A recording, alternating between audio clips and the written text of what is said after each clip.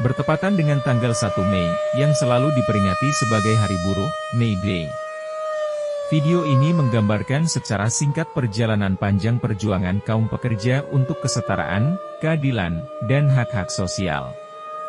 Mulai dari zaman Kekaisaran Romawi hingga Revolusi Industri, Revolusi Prancis dan Revolusi Bolshevik, perubahan sosial dan ekonomi yang besar telah membentuk lanskap politik dan budaya yang berbeda-beda.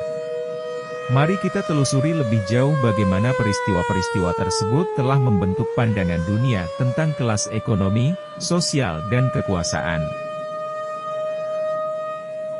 Pada puncak kejayaan Kekaisaran Romawi pada abad keempat sebelum Masehi, muncul konflik dengan kaum proletar yang menuntut kesetaraan hak.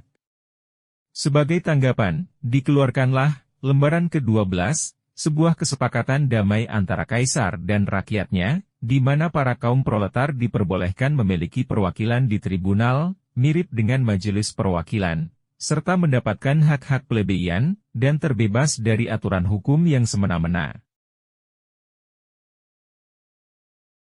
Era Revolusi Industri, pergerakan kaum pekerja modern dapat ditelusuri kembali ke saat pecahnya Revolusi Industri pada abad ke-18 dan ke-19, yang awalnya dimulai di Eropa dan kemudian menyebar ke Amerika Utara.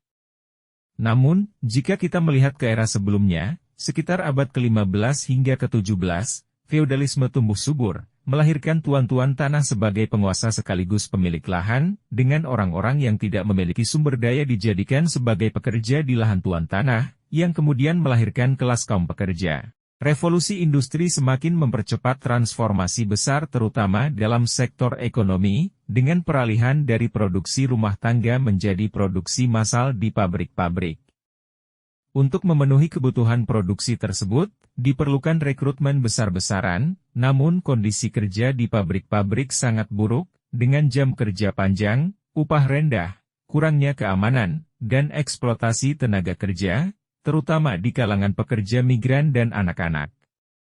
Kondisinya sangat bertolak belakang dengan para pemilik pabrik yang bekerja di ruang nyaman, di mana mereka terus meraup keuntungan dari kerja keras para pekerja. Pada saat meletusnya Revolusi Prancis, kaum pekerja juga memiliki andil yang sangat besar dalam proses pergerakan. Pada tahun 1792, Raja Louis XVI dikudeta, dengan pengambil alihan kekuasaan ini disponsori oleh kaum borjuis. Para kelompok proletar, sebagai garda terdepan dari jalannya revolusi, terasa bebas dengan menyandang seruan terkenal, liberté, égalité, dan fraternité. Namun, kemenangan kaum proletar hanya bersifat sementara saja. Mereka yang sebelumnya menjadi budak, hanya mengalami perubahan status menjadi tenaga kerja. Perbedaan hanya terletak di mana mereka tidak lagi terikat secara fisik seperti sebelumnya. Sementara kaum borjuis tetap mengendalikan perekonomian dengan menguasai militer untuk melindungi alat-alat produksi mereka. Sistem hukum diubah, disesuaikan dengan kepentingan para borjuis. Kaum pekerja memiliki hubungan erat dengan paradigma pemikiran sosialis, terutama yang diperkenalkan oleh Karl Marx dan Friedrich Engels. Marx menggambarkan konflik kelas antara kapitalis dan pekerja dalam karyanya, Das Kapital. Dalam karyanya tersebut, Marx menyatakan bahwa manusia yang bekerja dalam sistem kapitalis selalu dieksploitasi sehingga teralienisasi dari hakikat dan eksistensi mereka sebagai manusia yang bekerja. Dalam Das Kapital, Marx mendorong kaum proletar untuk sadar dan bergerak menuju revolusi, yang disebut sebagai revolusi kaum proletar, dengan tujuan menciptakan masyarakat sosialis tanpa kelas. Perwujudan revolusi kaum proletar yang terdapat dalam kitab Das Kapital, diaktualisasikan oleh seorang tokoh sosialis dari Rusia, yaitu Vladimir Lenin, melalui revolusi Bolshevik. Partai Bolshevik, yang dipimpin oleh Lenin, mengusung ideologi Marxisme revolusioner. Lenin memperjuangkan revolusi proletar yang dipimpin oleh partai yang disiplin, yang menekankan pentingnya kelas pekerja dalam menggulingkan kapitalisme.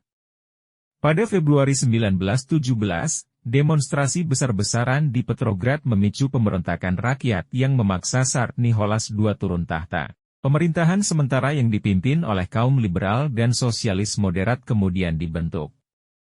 Meskipun Tsar turun tahta, kaum Bolshevik tetap mengkritik pemerintahan sementara karena dianggap tidak cukup revolusioner dan gagal mengatasi masalah sosial dan ekonomi.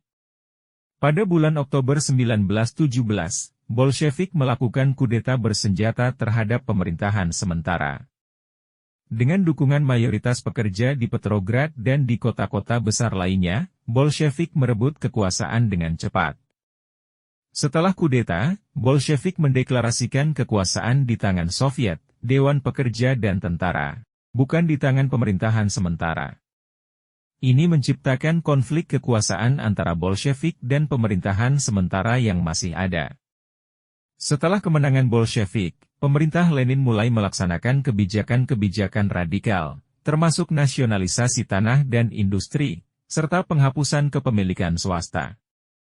Bolshevik memperkenalkan diktatorship proletar, di mana kekuasaan dikuasai oleh kaum pekerja melalui Partai Bolshevik. Ini melibatkan represi terhadap oposisi politik dan pembentukan sistem satu partai. Revolusi Bolshevik mengarah pada pembentukan Uni Soviet pada tahun 1922, yang merupakan negara komunis pertama di dunia.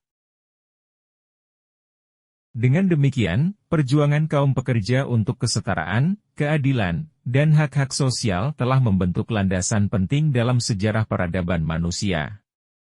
Dari konflik di masa Kekaisaran Romawi hingga revolusi industri, revolusi Perancis dan revolusi Bolshevik, perjuangan ini terus berkembang dan bertransformasi sesuai dengan kondisi sosial, politik, dan ekonomi yang ada.